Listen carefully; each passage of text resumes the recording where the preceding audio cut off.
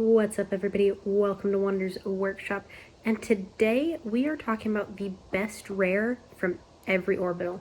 I went through and asked the question in the Discord, got a couple of answers. Shout out to Kelveron, Hanging Bananas, sorry I've got my notes over here that I'm reading, and JangleLegJones.eth.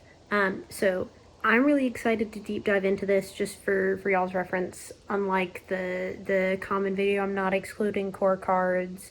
I'm not, holding any specific criteria. It's kind of just what vibes I'm getting from other people and from myself. So, kind of just feeling it out, seeing what I'm thinking. I'm going to be talking through some of the different options that I've thought about. So I'm super excited. Let's go ahead and dive into this.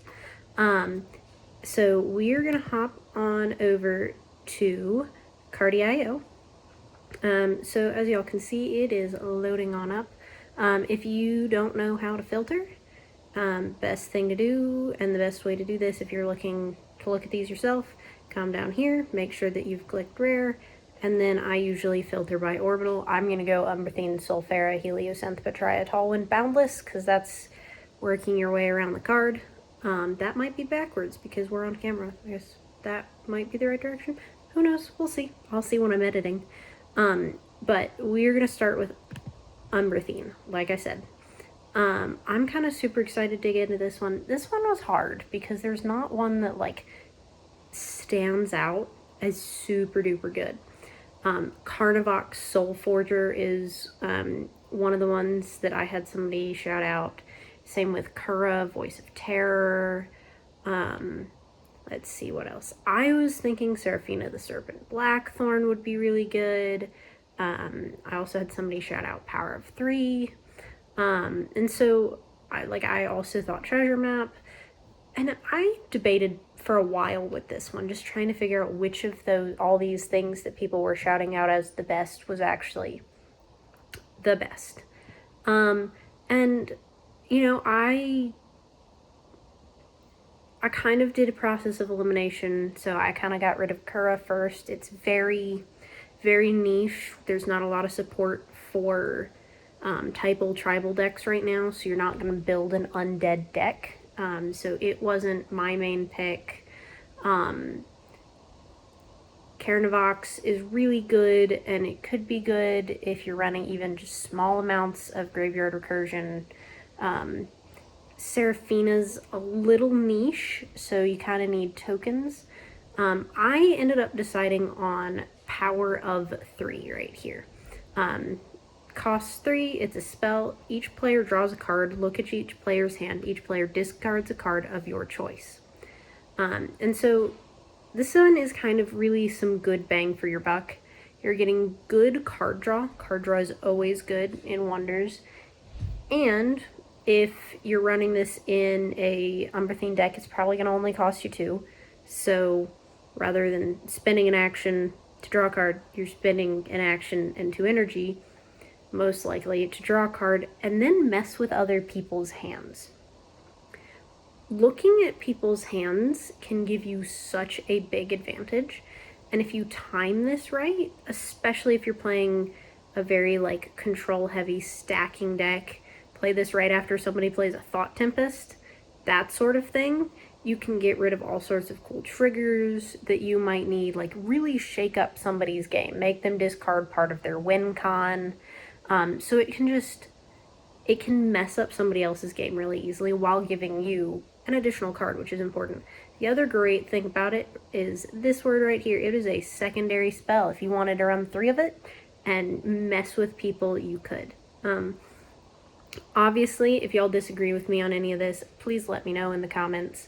I'll defend my answers a little. Love to hear from you, even if I'm so here's my thinking.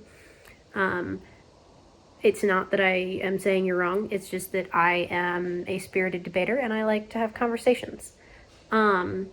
So that's my pick for Umbrathine. So let's move to Sulfera. I had a little bit of an easier time with this one. Please, Sulfera. There we go. Sorry, y'all, my internet's a little slow.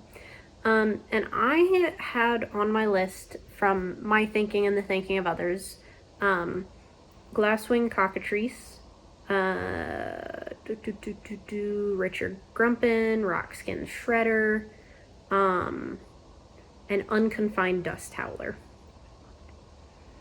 I adore Unconfined Dust Howler. It's one of my favorite cards from the not the orbital precons, but the 2-player starter kit. Love that card. It goes so hard in that deck, but it's kind of niche and it doesn't give you the same value as other cards. So again, I use kind of a process elimination. So I took that one out, and let me just stop here. This is Unconfined Dust Howler. It can go really hard, but it is kind of niche in the deck that you would use it in, and you're not getting the most bang for your buck in the sense of what is happening, what is it doing. I looked at Glasswing Cockatrice, and while it is extremely good being able to play core cards from any orbital, it's again kind of niche. You have to be wanting to play core cards. And so I ended up debating with myself between Richard Grumpin and Rockskin Shredder. Richard Grumpin's on-round start ability, you may tap this. If you do, whenever target opponent gains one or more actions from card abilities this round, you gain that many actions. And Rockskin Shredder says whenever a player harvests a land, put 2+1 counters on this. And I went back and forth and back and forth and back and forth with myself on this one. And eventually, I decided on Rockskin Shredder. And the reasoning being that it's not core, you can run it in more decks, it's a lower cost, and this is going to build over the course of the game. We're starting to see more people harvest not just in round 7. And so, you're getting benefit from Rockskin Shredder throughout the game versus Richard Grumpin. While it is extremely nice if you can tap him at round 7 and gain actions every time your opponent gains an action, it doesn't have that same building ability and growth over the entire game that Rockskin Shredder has. And so that's kind of why I went with Rockskin Shredder. So that's Sulfera, which puts us next going to Heliosynth. Again, this is one where I had a lot of thoughts about what this could be. I went back and forth with myself. I had somebody shout out Black Blunderbuss, Commune with Technology. Oh my goodness, I don't know why I'm yawning. I had Gleaming Power Cell on my list, have Gleaming Power Cell on my list. It goes so hard, and I've gained a lot of energy from it. I've got Onglepod, Reverence Engineer. We've seen that get abused in the current meta. And just a lot of those things. And I kind of, again, worked my way through with a process of elimination. Black Hole Blunderbuss is good, but it's better in an attuned deck. You need to run it when you have Heliosynth, and it's better in an equipment deck is what I meant to say. Same with Commune with Technology. If you're running Heliosynth, you're probably running an equipment deck, but you might not be. It just depends. Gleaming Power Cell, having more energy can be really helpful, but it's not always the most helpful thing. And so I didn't really pick that, which left me with Onglepod and Reverence Engineer. And I went back and forth with myself on this. Onglepod says opponent spells cost 3 more to play. Reverence Engineer says at the end of each round, if an opponent's cards didn't arrive in this realm this round, gain 2 faith, and you can spend 4 faith. Target player can't attack target cards or play cards in target realm this round. I ended up deciding on Onglepod. It gets more utility. It's taxing. And the thing about Reverence Engineer is that it is really only extremely oppressive when you have what is her name? Zeltona. The secret mythic for Heliosynth. The name just went out of my head. Zeltona, something like that. Voice of the First. Because typically you can't spend faith more than once per turn. She allows you to do that. And so it's better cost and benefit for taxing your opponent's 3. And it's more possible, it gets more benefit in a wider variety of decks. You don't need Faith to make Onglepod work.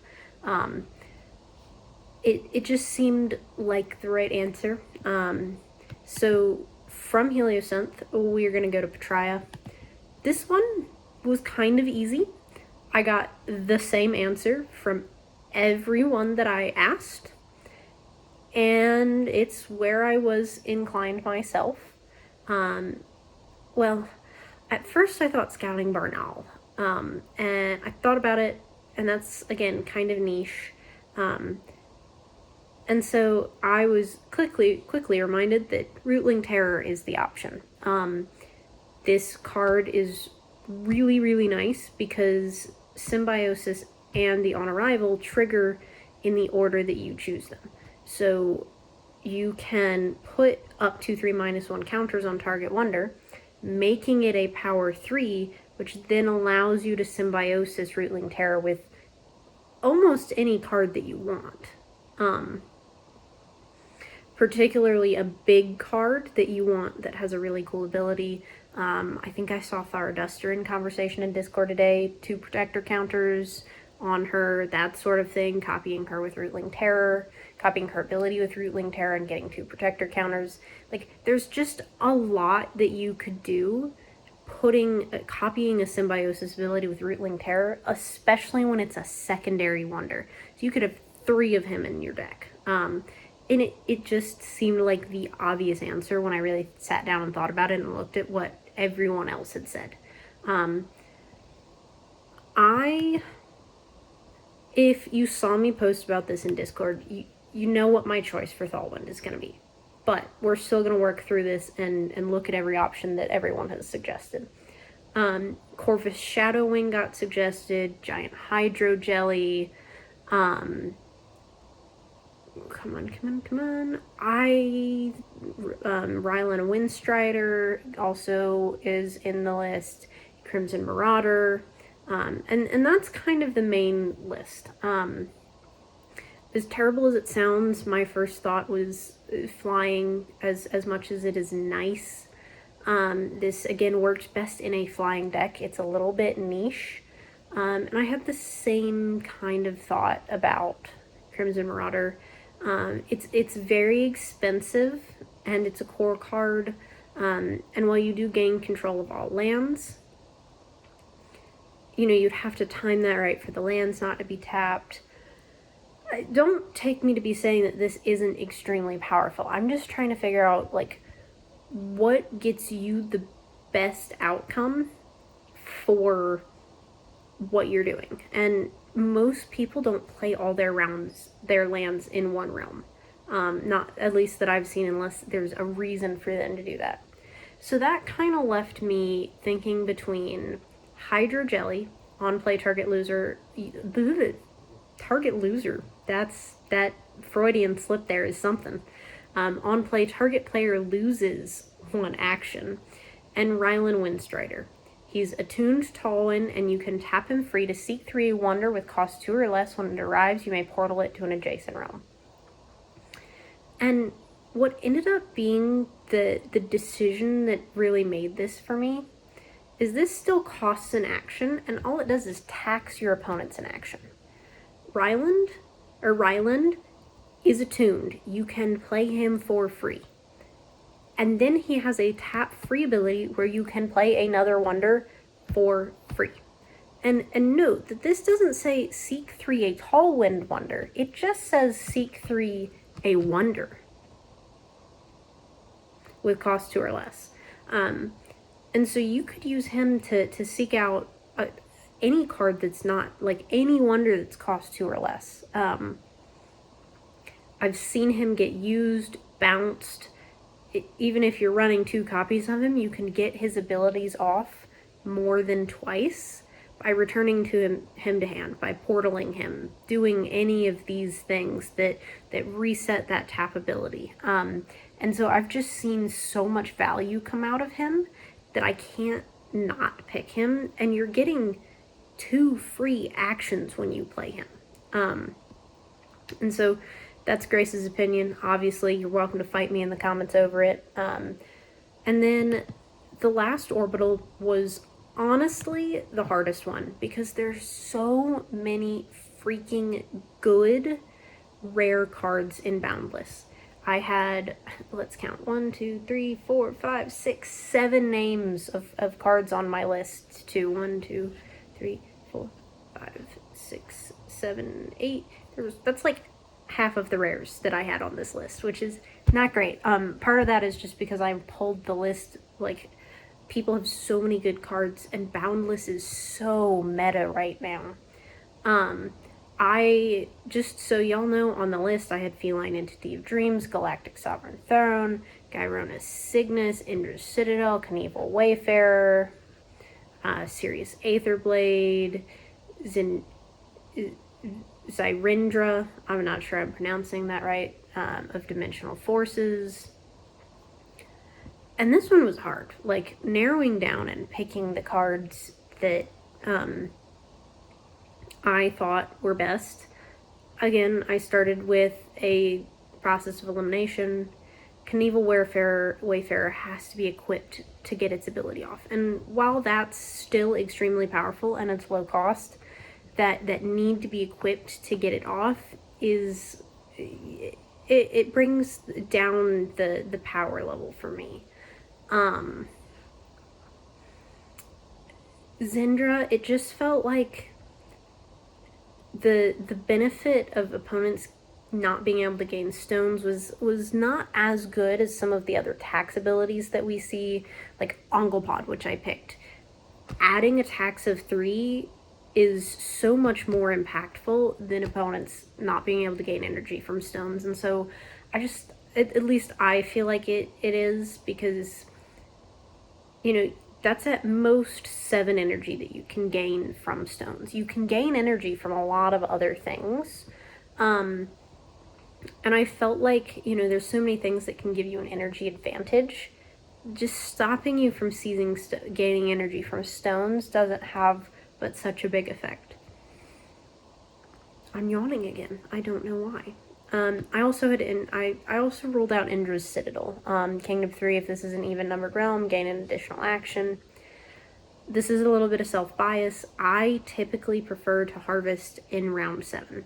I know that there's a lot of benefits to harvesting prior, and that, you know, getting that additional second action is extremely helpful. I felt like there were some other better things. And at this point, that left me with the Bad Kitty, Feline Entity of Dreams, Galactic Sovereign Throne, Gyrona's Cygnus, and Sirius Aetherblade. Sirius Aetherblade is huge in a lot of combos. Him with Ethos Relic is meta right now. Galactic Sovereign Throne is so powerful. Gyrona's Cygnus is so powerful. So is Feline Entity of Dreams. And I'm not gonna lie to you, part of the reason I made the choice that I did was because there were multiple votes for it, and because it's just got some lore around it.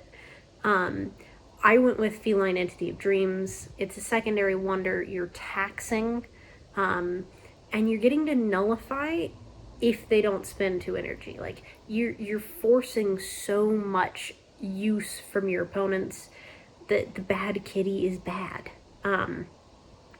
Also, it just had a lot of votes for it, and it felt right. I'm kind of a vibes person. If something feels right, it's kind of what I go with.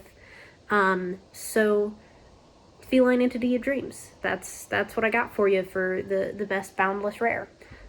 So in summary, best Umbrathine rare is Power of 3. The best Sulfera rare is Rockskin Shredder. The best Heliosynth is Onglepod. The best Patria by far, or not by far, but by unanimous vote, is Rootling Terror. From Tallwind, it's Ryland Windstrider, and from Boundless, it is Feline Entity of Dreams.